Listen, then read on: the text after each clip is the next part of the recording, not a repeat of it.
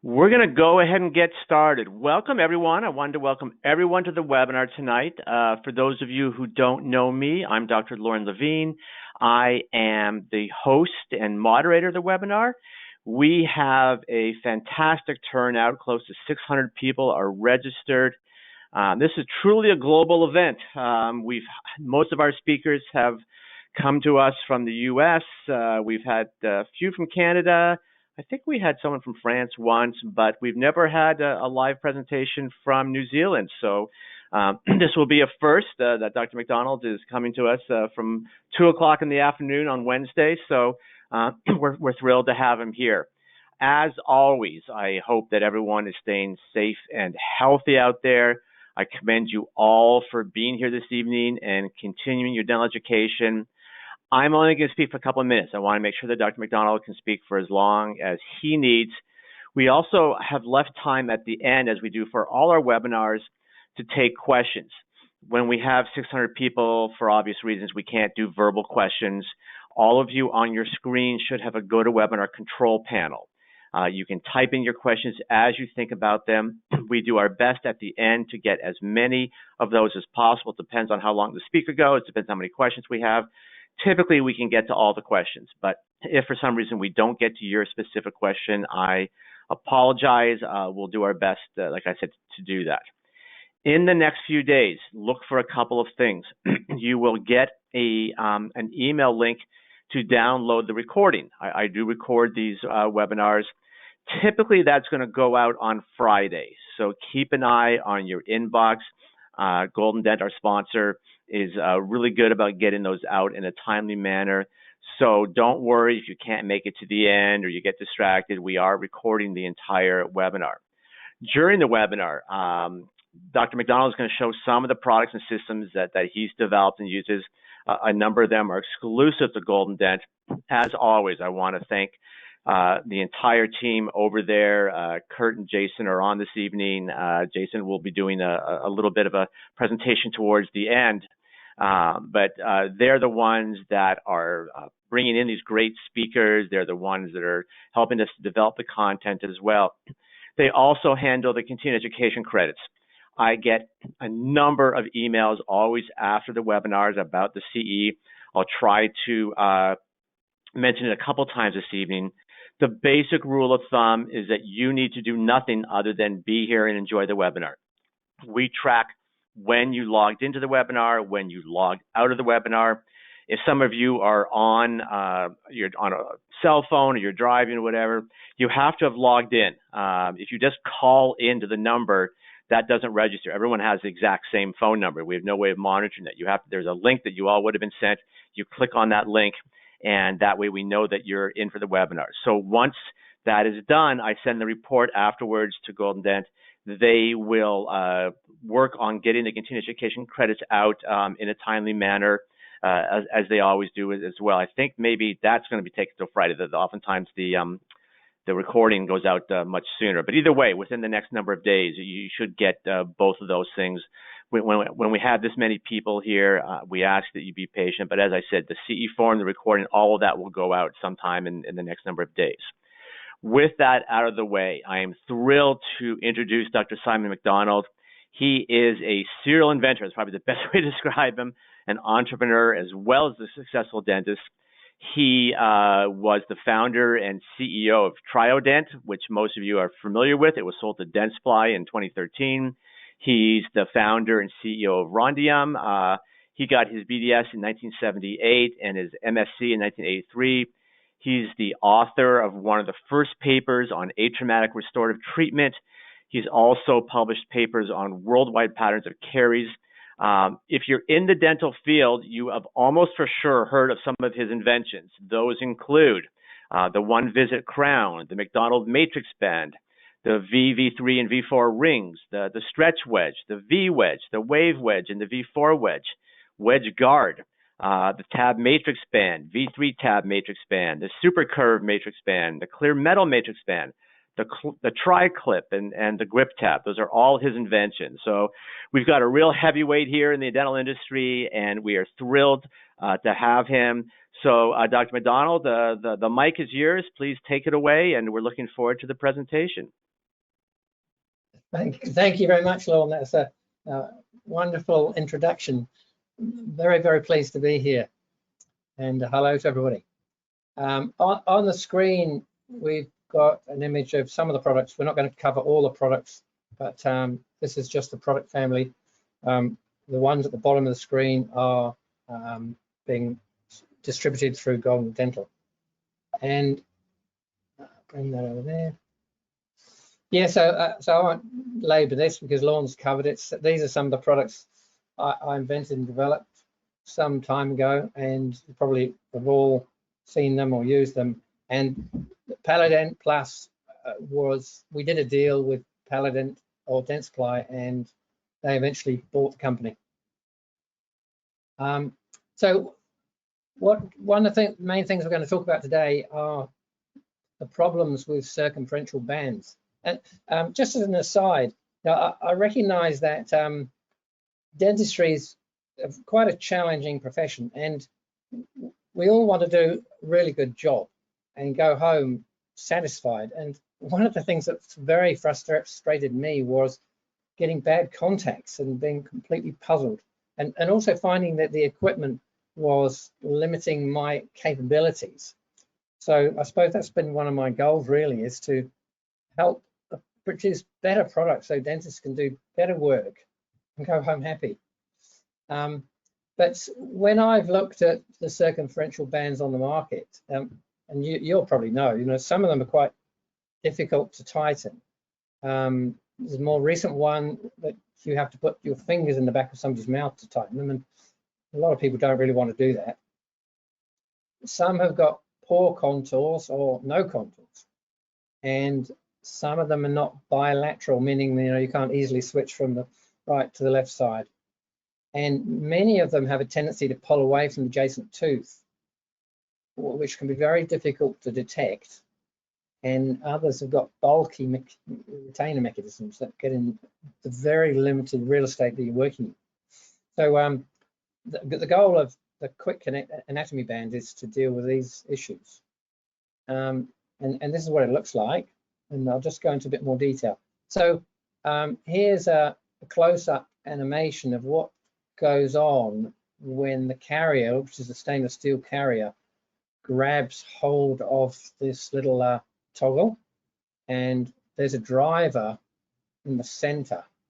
And when you turn that clockwise, it winds the band in. And it's got a swivel, which you'll see. So you can swivel it from left to right. And the bands are nicely contoured, and there's a range of depths from 4.5, which is really a pedo size, all the way up to super deep 8 millimeters.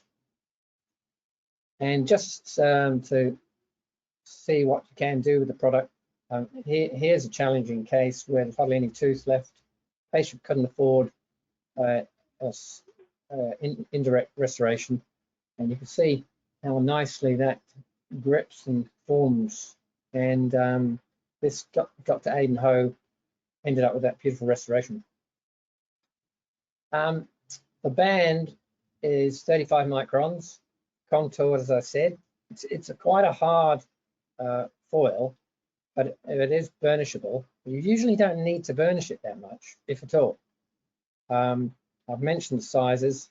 I've got a note here about I've had a number of people who've used it on a class 2, maybe a large class 2, and they crumple the band when they're forcing it through the tight contact.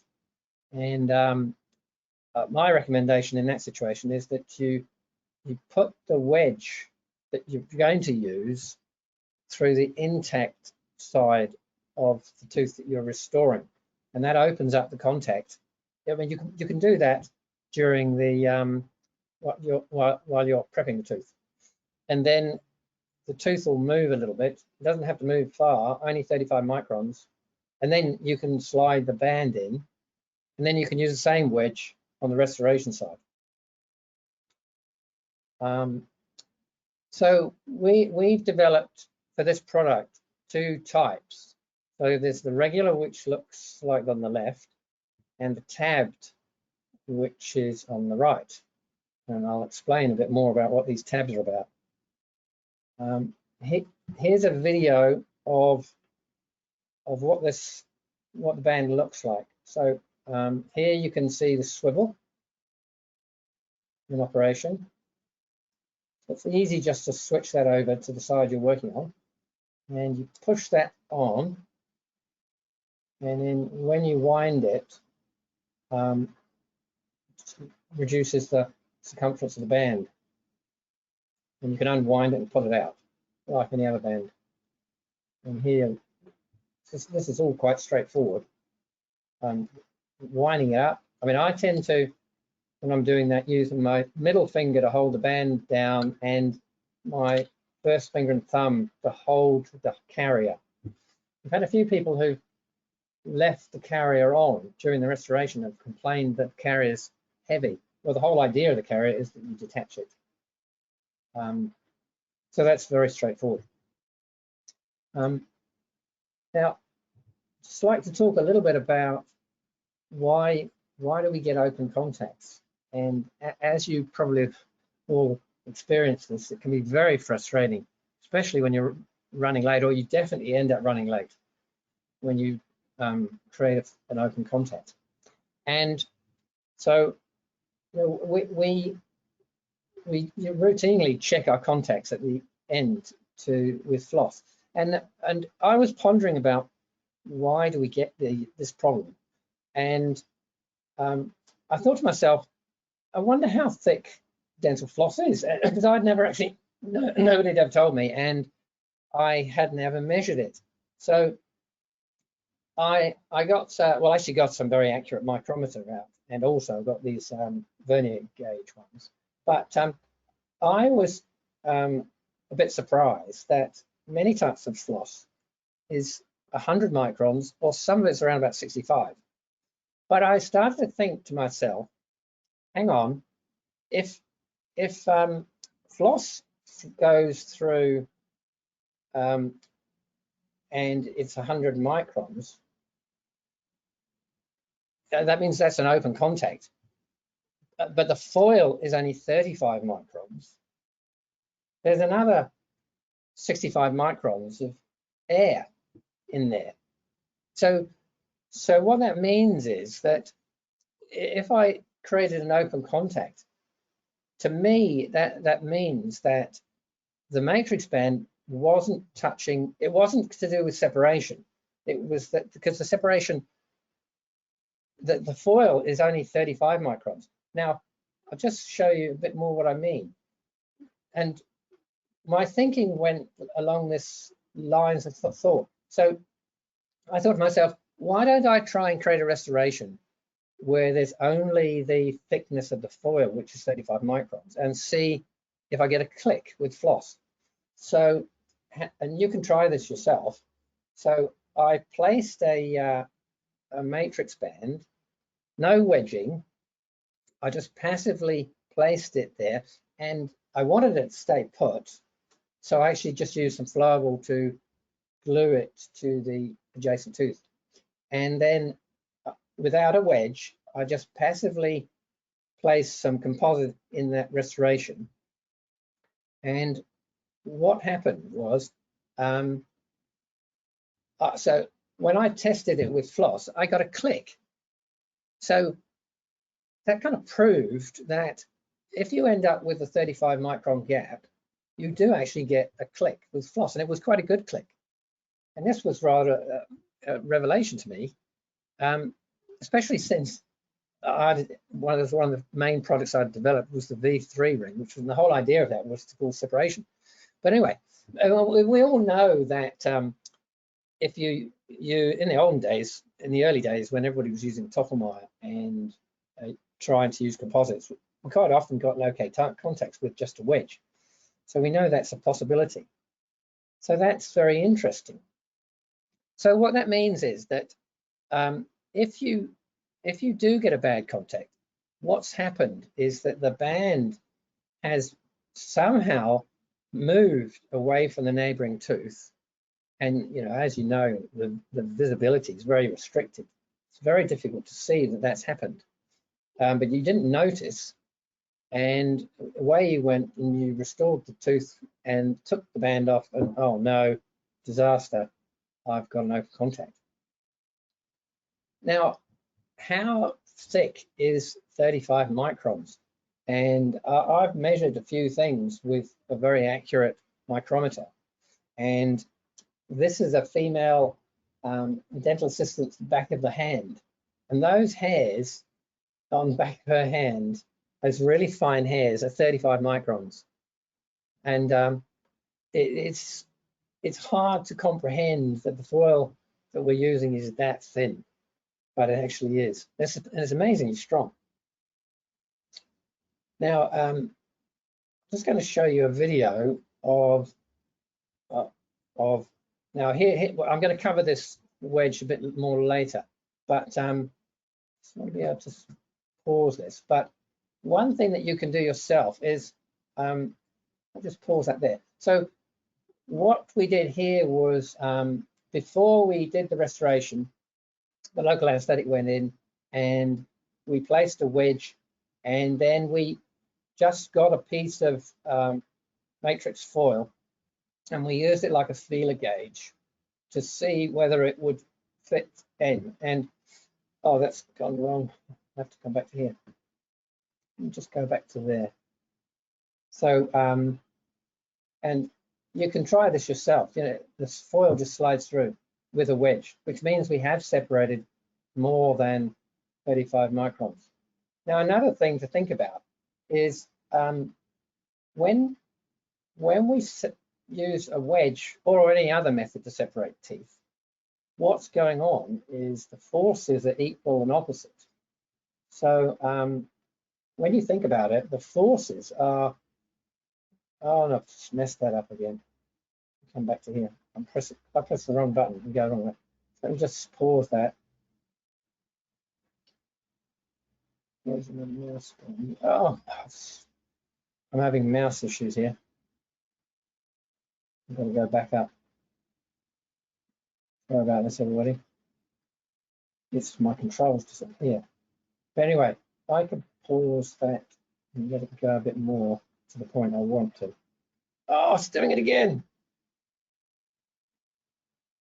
Can I get to the right place and start? Anyway, it's not. I don't think it. My point is that, I don't know if you can see the mouse, is that the teeth are being pushed apart, and as a consequence, the matrix is actually moving away from the neighboring tooth. The wedging is literally pushing the teeth apart like that. So by wedging, you are moving your matrix away from the adjacent tooth. And we have all been taught that the way to overcome that problem is to push on the matrix while there's a bit of composite in the proximal box and light cure it. Probably everybody does that. And what I might do here is that, so the pushing process is all very well, and I did that for years and years and years, but I had a number of issues with it.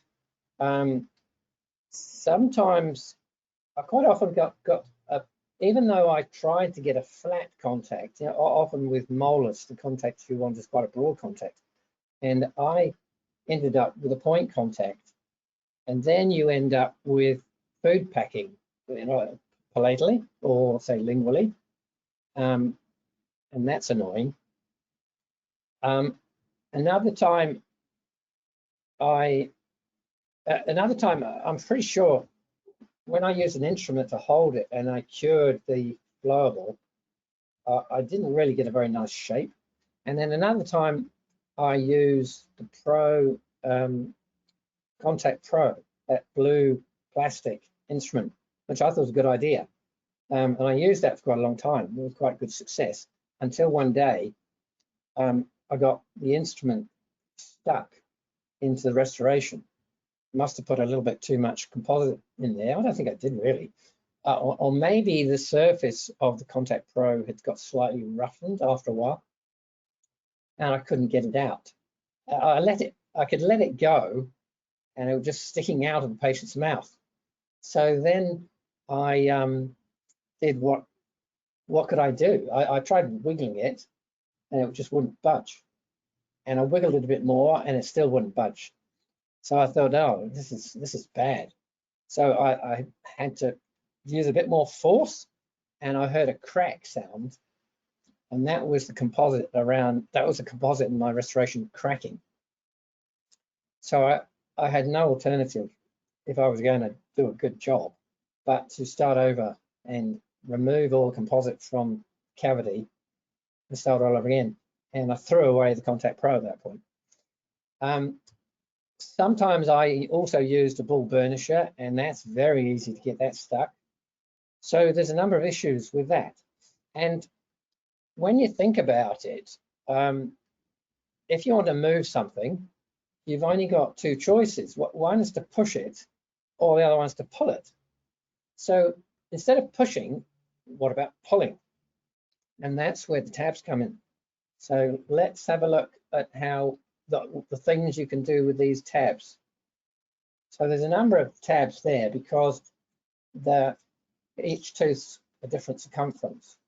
And if you only had two tabs, you'd be pretty lucky if they ended up in exactly the right place. But by having three on each side, you end up with at least one that is, and now if I can pause this, which is challenging. No, I'm going to have this trouble, aren't I? Not being able to pause. What is that? Oh, I can use the space button, that's the one. So I'll just go back to there, and I'll pause it so I can cover it off. So this clinical example assumes that we've acid etched the cavity. And okay, so now I've got some bond in that. Now I didn't really need to do the bond on the premolar. If I can pause it, yeah, it's the space bar that's going to solve my problem. So I put some bond on the tooth behind the distal tooth under the tab, and then I didn't etch it. That would be a bad idea. You don't want to etch that surface. But if you only put bond on and then you put some regular flowable, you can now bond that tab to the adjacent tooth. And it takes hardly any extra time, because when you light cure that flowable that's on the tab, you're also light curing the cavity. And I found it's quite good to put a reasonable amount on. And even if it's a ceramic restoration, the bond and the flowable seems to bond well enough, because it's only a temporary bond we want. And you wiggle that out. Now on the mesial side, I'm not going to bond the tab. I'm just going to pull. And so I pull it and I cure the mesial. And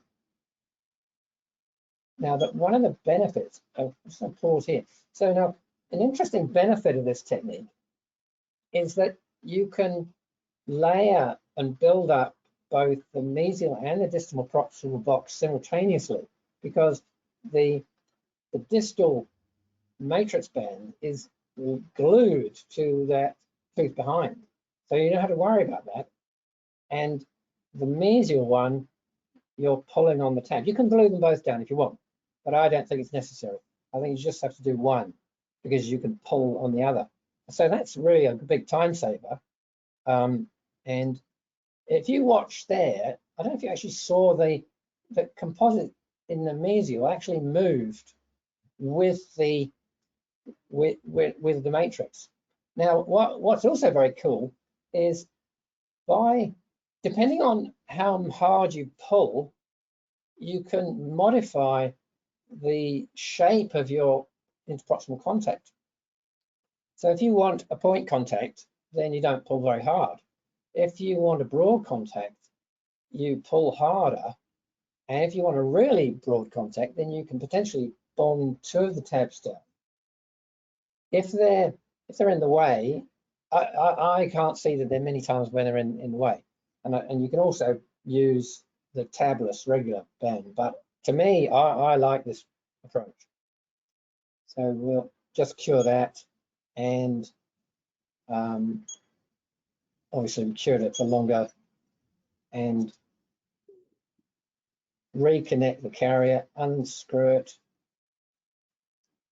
and remove the band. I like to make sure the band is debonded before I try and pull it out. Often I'll put a probe through underneath because our dental bonding agents are phenomenal and they stick to stainless steel. So if you don't debond and you just yank on the band, you're going to rip it off. Now I use you can use a scaler or some instrument to get rid of that temporary flowable that's on that tooth behind. As you can see, I'm struggling to get that out because it's got such tight contacts. And you can see I deliberately made extra wide contacts there. So I mean, I probably would argue that mesial contact is probably too flat, but that was done deliberately so you can see what you can do by and how much extra control that you get if you use this technique. And someone showed me how you can use that number 12 just to quickly tidy up the restoration. Now you've got very little finishing to do, and away you go. Let's go. So, so just thinking about that that whole process there.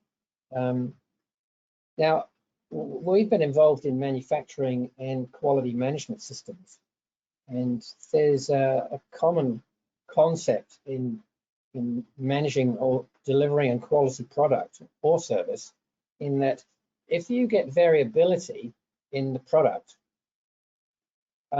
that's something you've got to identify, and then you've got to identify the cause of that variability. And in our industry, we've got this problem that there's variability in the degree that the matrix band is in contact with the neighboring tooth. And so the quality management system would say you have to eliminate that variability. And one way of doing that is literally gluing the matrix to the neighboring tooth, because you just cannot possibly get a bad contact. And you also overcome the separation that the wedge or the separating ring is causing. So from a quality management point of view, this is just gets lots of ticks in the approach. I'm going to show you some clinical cases of very broken down teeth. Many people would say, oh, that should be an indirect. Well, that might be okay in an insurance world. In New Zealand, very few people have dental insurance. It's all paid for, full, the patient pays the full amount. So you do get people who can't afford a crown and they don't want an extraction. So we end up doing probably more large composite restorations direct. Here's an example of that same tooth ready to go, and you can see there's quite a marked gap there, and the dentist pulled on the tabs hard while he and that's not the best photograph, but you can see you got a nice tight contact. Here's another one, very broken down tooth. There's the band, and we can see very nice contacts, and what I think is pretty good restoration for a direct restoration. We've got asked by lots of people if we could make a deeper band, and so we've done that. And there is two different sizes in terms of the circumference, and the smaller one is for premolars and small molars, like third molars or sometimes second molars, quite small. And the other band, the darker color tends to be the larger band for regular molars or large molars. And here's this cavity, I measured it, it was 7.5 millimeters deep. I deliberately made a ridiculously deep one. And so that's a way to go there. But you do have, sometimes you don't get away with a band in this situation. And that's, we'll talk about the deep margin elevation wedge. I'm not quite sure if GoldenDent is doing this, but we also offer an ecological economy version where you can, because the plastic parts are autoclavable, and you can fit a new band on using the same parts, and that's saves you money. And it's about as complicated as putting a band on the top of mine. So you can train your assistants to do that if you get a cancellation or some spare time or Wednesday when you're playing golf or something. So there's that's an option that we can look at with GoldenDent. Now, just a little bit about the competitor analysis, and I'm probably not telling you anything new here. You know, the problem with the Toffelmeier is it twists, the weight of it twists, and that's probably one of the reasons why you can get a bad contact, is that the twisting of the weight of the Toffelmeier itself is pulling the band away from one of the teeth. And the lip can move it, and if you're doing one of those periodontic type restorations, the whole thing can fall off at the critical moment. And they're not contoured usually. Some are contoured, but I've never really been happy with the contour. And then there's the good old auto matrix that a lot of people like. The thing I found frustrating about that one is that first, it wasn't contoured, and secondly, the tightening wrench winds itself around that spot in that spiral, and it locks itself into the band, and the band and the wrench get locked together. So you have to back it off and loosen the band to get the wrench out. And then you've created yourself a loose band, and then you've got a danger of creating a ledge around the cavity margins. And then there's a super matte Kerr real type of matrix, and I like this one because it was compact.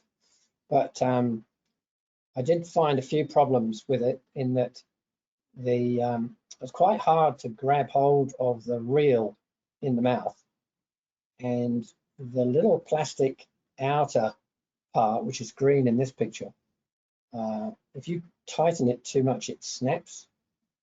And then the claws that grip onto that little barrel, they're quite good at the beginning, but I found that they get weaker over time and eventually give up. And when I wanted to buy a replacement tightening handle, I was shocked by how expensive they were. Another issue is that these things don't really meet the current sterilization protocols because they have numerous crevices and different materials where bacteria can lurk. So that is a potential issue for those who are concerned about meeting the current sterilization protocols. Good thing about the QuickConnect carrier is that it's two pieces which can be disassembled, and you can just push down on the knob that you tighten. Push it down on the desk, it'll just come into two pieces, and you can separate two pieces. It's very quick to put it back together again. There's the Paladent 360 band, which I had a bit to do with. I know it's a long story, but that one is quite clever, but it does require you to put your fingers in the back of somebody's mouth, and a lot of dentists just won't do that. They want to use tweezers and be a bit more elegant, or an instrument. And I fall into that camp. Works quite well in premolars, but one of the things that feedback that I got over the years from talking to lots of different dentists is they really want one system that does everything. They don't really like having multiple systems, and it leads to issues because you end up with more clutter, more things in the top couple of drawers, just more things more inventory. They just don't like it. Here's another QuickConnect case. That's actually the one that was presented on the Flyer website. So premolar. I haven't got more photographs than that, but very nice result from a good friend of mine, Alejandro. Now, this is an interesting product that we developed quite a long time ago, and it was developed for a semi-direct, indirect one-visit crown, and that's what it looks like. And I'll just so you can see what it looks like from different angles. So that's it. So it's got a cavity side and a non-cavity side. So it's definitely asymmetric. And there's 4. So you can kind of call it a left and a right, but you know what it's like with the upper and the lower, and each quadrant. It gets confusing when you start talking about left and right. Anyway, so the mirror images of 2 sizes. So the blue one is just larger, and that goes very deeply interproximally. And it's a wonderful thing when nothing else will work. And here's a not that common occurrence, but here's a very, very deep cavity, and the dentist did a heroic job of removing all the caries way down there, and there's no sign of any secondary caries, but there is an obvious problem in that when he or she pushed that wedge in there, it distorted the band, and you ended up with that kind of restoration. And that was restored. That problem was dealt with using a DME wedge. And here's a beautiful case from a wonderful dentist out of Korea. And this was a very deep cavity. And so he used the DME wedge to raise the margin back to a kind of a normal level, if you like. And then he removed the DME wedge, and then he put a band on. So yeah, so he's now removed the DME wedge, and he's used a shore band, actually one of our shore bands. And that's got, we do have a shore band, which is a sectional band with long tabs. And how about that for a final restoration? Spectacular. Wish I was that good. Amazing. The color match and everything is just outstanding. Now here's a difficult one. This was submitted to us by Dr. Tom Schoen, who you might have come across. Very good dentist. Now this patient was a terminal cancer patient, and I think it was a she, and she really didn't want to have her bridge replaced. She was short of money because of all cancer treatment, and she just wanted something that was going to last her out. And what he did was heroic dentistry, herodontics. He got in there and did his best to remove the decay, and then he used one of these DME wedges, and I don't know he must have needed a bit of astringent just stop that bleeding. But anyway, he managed to squirt some composite in there, and there's the final result, which I think is pretty amazing. Pretty amazing service for some poor person in that situation.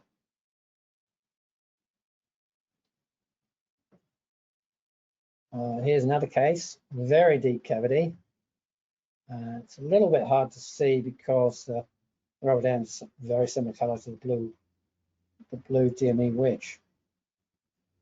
And there's the final restorations, another spectacular bit of dentistry. Some people are superb. And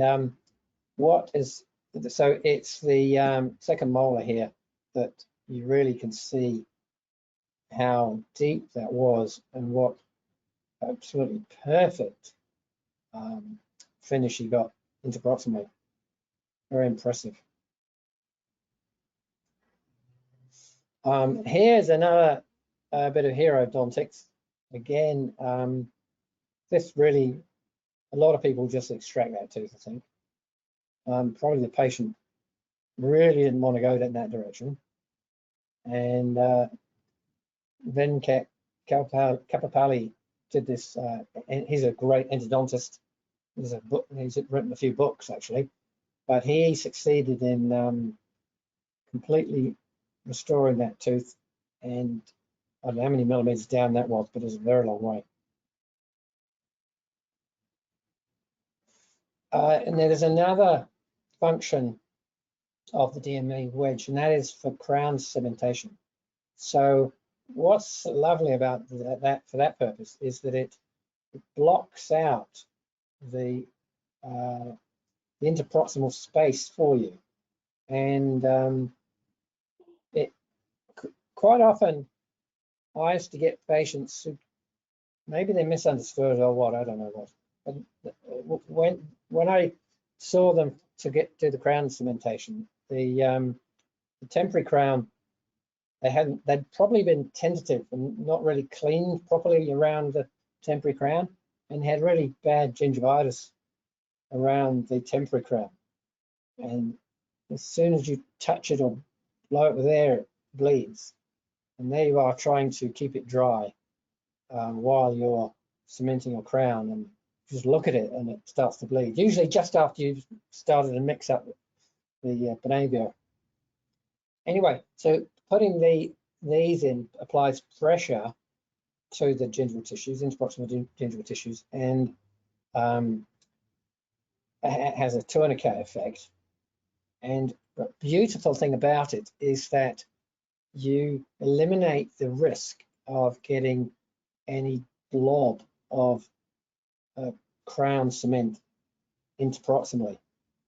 I remember one particular time I had a patient, and there was quite a tilted, I think the second molar was tilted forwards quite significantly.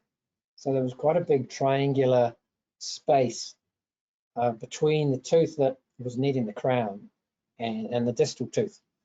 And I went ahead and cemented the crown on, and there's always that issue of how long do you hold it on before you try and get the spanavia or multi-link out. And I just probably took too long, and a dollop of my crown cementation cement cured into that triangular space, and I just couldn't get it out. And I just tried flossing, and then I tried a scaler, and then I think I tried tying lots of knots in a bit of floss and trying to pull it through. And I remember probably running 15 minutes trying to get this lump out. And that would have been completely eliminated if I'd used these. So that's a very, very nice use of those products. And what we've got,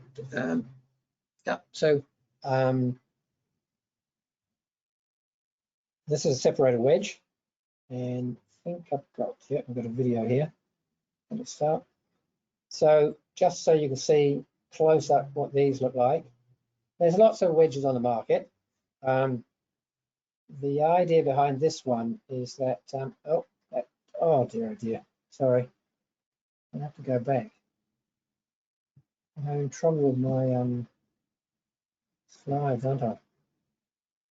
Excuse me a minute. I need to get back to that last slide. Here we go. I did use the space bar, so I'm not quite sure why that happened. So here we go. Yeah, so a number of features about it is I used to get frustrated with wooden wedges, for example, are usually pretty straight, and you can end up skewering the papillae on the other side, which is always a bit not too good. And so this one's got a very ski jump nose, so it's very, very unlikely to do that. And a feature of it, when you look on the underside, is that the volume across here is quite thin, and the sides of the wedge are flexible, but the volume increases as you go further back. So these sides become less and less flexible, and so it becomes more, it wedges better, and it becomes more and more rigid. And the goal of this is to separate rather than using a ring. So this kind of is displacing the need for a ring,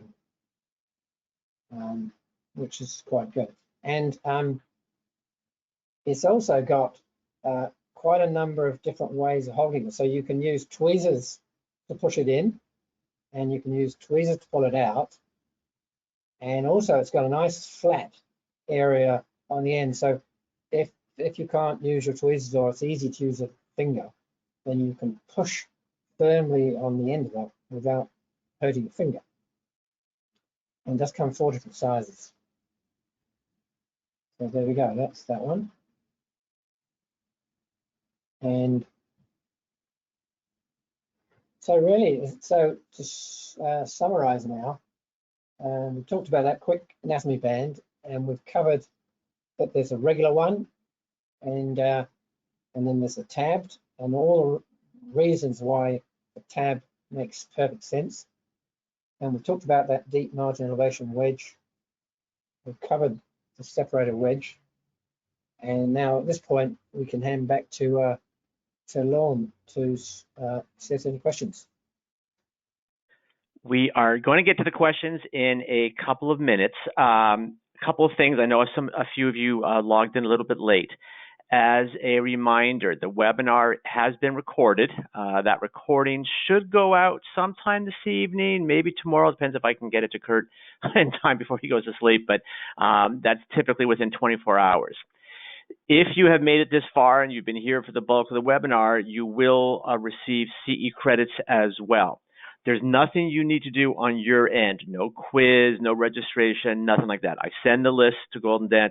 They will see what time you logged in, what time you logged off, and as long as you meet the minimum requirement for how long you needed to be here, you will get the CE. That typically occurs by Friday, maybe a little bit later, but certainly within a few days. One of the things I mentioned at the beginning is that these webinars don't happen without sponsors, and we are thrilled. I've worked with Kurt and Jason at GoldenDent forever, probably about 10 years now. They are a fantastic company, and they will always make some special offers towards the end of the webinar. So at this point, I'm going to turn the screen over to Jason Phillips from GoldenDent, and he will do those offers, and then we'll get to the Q&A session. Okay, where did it go? All right. There you go, looking good. Hey, thank you, Dr. Levine. This is Jason Phillips from GoldenDent, here to share some really interesting offers with you. We like to thank Dr. Simon McDonald for putting this on, and Dr. Lauren Levine for moderating, and for everybody for participating today. As you can see, for this webinar, we have a 20% site-wide offer. It's the code's Web20. If you're interested in trying this great kit from rhondium, it's a very low price, especially with 20% discount. I think normally it's $165 for the intro kit, and you know, you can save a little bit of money and try it out. There we go. Our phone number there is, oh gosh, how the heck did that happen? Phone number there is 586-585-1210. You can chat with us at golden-dent.com or just go and browse what we have to offer. Again, this is their webinar promo. It's a 24-hour deal. It expires end of day tomorrow. So we'd like you to see if that might be interesting for you. And let's see here. And just to reiterate, this is the kit we were talking about today. Compared to Automatrix and Superband, like Dr. McDonald went through, it's a great system. I mean, we've done a tremendous amount of business with it so far. We're excited to have it, especially with Dr. McDonald and his reputation with products. As I said, the regular price is $169, but if you take our 20% discount, it's only $132 to try it out. And let's see here. Also, Dr. McDonald talked about the deep margin elevation product. We have an intro pack for $39 normally, 20% discount, $31. So you can try that out too. Very unique. Nothing comes close to it at that price point for deep margin elevation. And so just to reiterate, we have several matrix solutions all the way around, you know, from sectional materials to the circumferential or retainerless Stoffmeyer. We added on some Logi-Block bite blocks recently this year. And, you know, we've been selling the Wagotrix sectional matrix kits for a while where, you know, we offer NiTi rings and disposable rings as well for that product. All very cost effective and all competitive to major systems on the market. We also picked up a really interesting product this year, the Burton Bands. It's a little combination band wedge product, perfect for tight braziers, mid-ortho class 2. And as you can see there, check out our website or our YouTube channel to watch some of the videos of the product in action. We recently did a webinar with Dr. Matt Burton going through the product. Again, you know, very cost effective, $159 for the intro or $127 with the discount. And we'd like you to join us for our next webinar featuring Dr. Tim Kaczynski presenting with the efficient, predictable, and cost-effective grafting to implement in 2025. So that's on January 7th. It's a free webinar, as always, 1 CE credit, and 8 p.m. Eastern time. We'd love for you to join us. And again, just to reiterate, save 20% site-wide. Code is Web20. And you know, give it a try. See how it goes. And that's it for me, Dr. Levine. Thank you so much. And Dr. McDonald, we do have a few questions for you, so let's get to that. You had shown, I guess, the case with bonding the little tabs to the top of the adjacent teeth. What if those adjacent teeth have composite or amalgam restorations? Can you still bond those strips to those? Yeah, that's a great question. So yeah, you obviously got to use some discrimination there. So obviously, if that's fresh composite and you go and add more flowable, then that's permanently bonded. So that's a bad idea. So you couldn't use it in that situation. If it's an old amalgam or an old composite or a ceramic, I found that your regular bonding agent without etching seems to work. So it could be, you know, there could be situations where you could just try the flowable on its own without the bonding. But if it does let go and you don't notice, then you are going to be back to square one and have an open contact. And we've tried a number of different materials. For example, there is what's it called? It's a kind of gingival dam light cured resin that's used for bleaching. We've tried using that, and some brands are strong enough. Other brands of that product are not really strong enough if the band's under quite a bit of tension, which quite often it is. So yeah, most of the time I think it's probably wise to use regular flowable. And I also found that if you use a small amount, it can be harder to remove than if you use a bit more. Got it. Okay, so we got a few more questions here. Do you recommend composites in patients who are bruxers?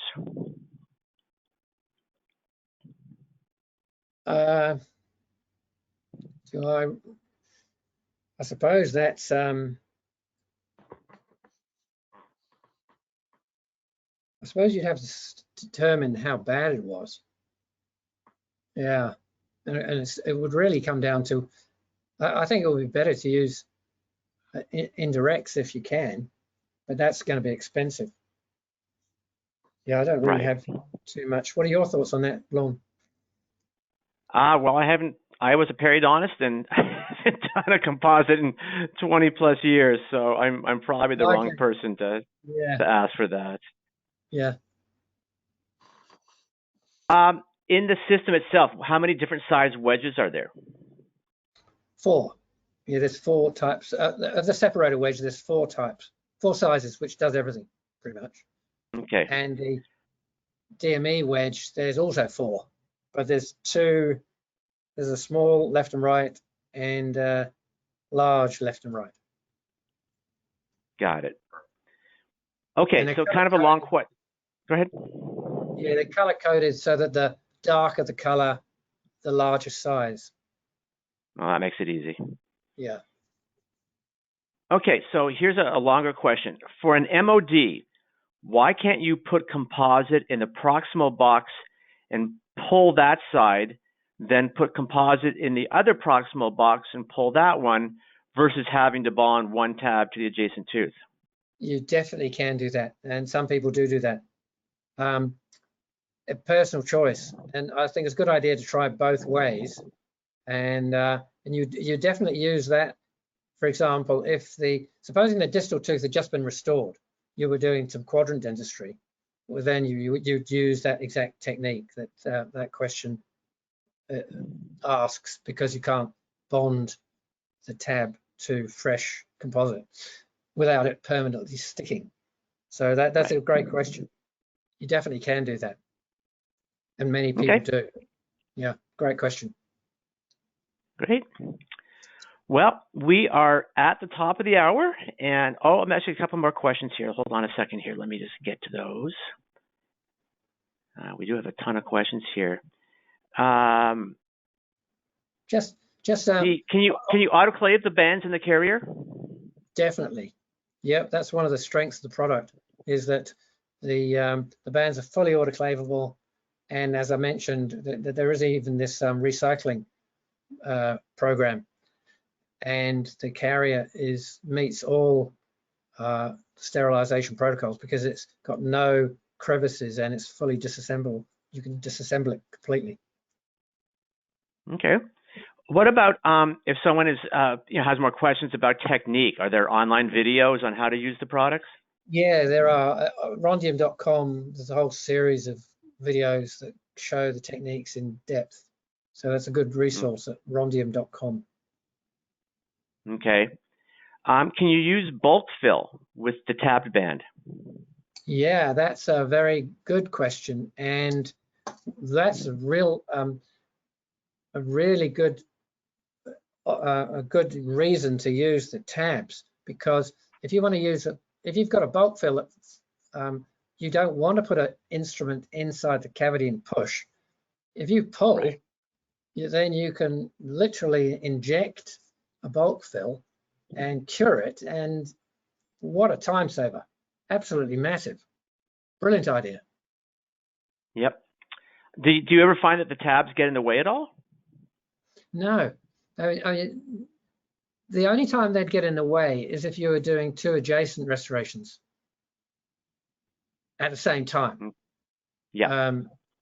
And I used to try that sometimes, and quite often I wasn't very happy because the contact point didn't end up in the right place. I sort of gave up on that, because if you do one and then you do the next, it's a bit slower, but at least you get the contact exactly where you want it. Anyway, that's a personal preference, but I think that's the only time when they get in the way. But you'd always cut them off with scissors, or you could just use the regular band. Okay. Final question is, I think you showed a picture with the DME wedge that had a dip in it. What was the purpose of that dip? Yeah, so there's a dip in the middle of the deep margin elevation wedge, and that is so that for two reasons. If it didn't have the dip, it would deflect, it would tip the wedge over more towards the restoration, which you don't want, and also it would make the crown cementation process impossible because the crown wouldn't fit. So what you can do is you can do a try-in, particularly if you're doing crown cementation. You can do a try-in. Well, you'd obviously want to make sure that the crown seats properly with the wedges in place. But if that little dip in the middle was insufficient, then you just take your high-speed handpiece and just trim it back, and then put it back in. Good question. Okay. What about, because you had invented the TrioDent, so how do you feel that this system improves on, say, using the TrioDent clamp with just burnishing, versus this much newer, improved way of doing it? Well, this is predominantly for a circumferential system, and whereas different situations. So you use a circumferential when there's tooth more broken down, and you're doing an MOD. If you've probably got two smallish cavities, a small MO and a small DO, then you might be better to use a sectional. But if you've got maybe a cusp is missing, or it's a wide restoration, then the band comes into its own, and then you still could use a ring, but everything's starting to get cluttered. And right. Yeah, I think, but it just shows that there's lots of different ways of doing things. Yep. A couple ways to skin a cat. Yeah. We are at the top of the hour, and we're done with the questions. So before I close it out, anything, Dr. McDonald, that you'd like to say before we call it a night?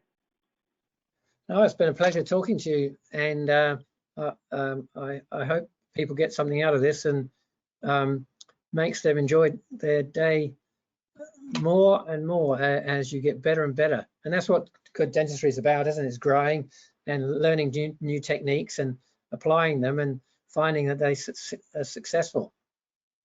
Because in the end, dentistry is a challenging job. Working in such a small space with a live patient, a live conscious patient, is challenging. And anything we can do to make a dentist's life easier is a good one from my point of view. Well, we were thrilled to have you here. It's rare that we get someone of your stature who's made a lot of inventions, and we absolutely appreciate your expertise and techniques. I think this was great information. I wanted to thank GoldenDent for their ongoing sponsorship of these excellent speakers and webinars. As Jason had mentioned, we have another one scheduled in early January. All of you who are here this evening will be sent an invitation for that sometime, I think in the next couple of days, actually. I'll probably start sending out the invitations for that. GoldenDent is great about having these specials. You see on the screen, the code is WEB20. They're also great about sticking to what they say and saying what they mean. So I think Jason said this is good for 24 hours, and that means don't call them on Thursday and expect to get the special. It's good for a limited time. They've got great return policies. We've never had an issue with any of our clients working with GoldenDent. As a final reminder, the webinar was recorded. That recording should go out later this evening or early tomorrow. The CE credits, there's nothing you need to do. Once you log out, you're done. No quiz or test or registration like that. I will send the list to GoldenDent. They will get those out typically by Friday. So keep an eye on your inbox for that. We know all of your time is valuable. We thank you, as always, for joining us, and we look forward to seeing you on the next webinar. Good night, everyone.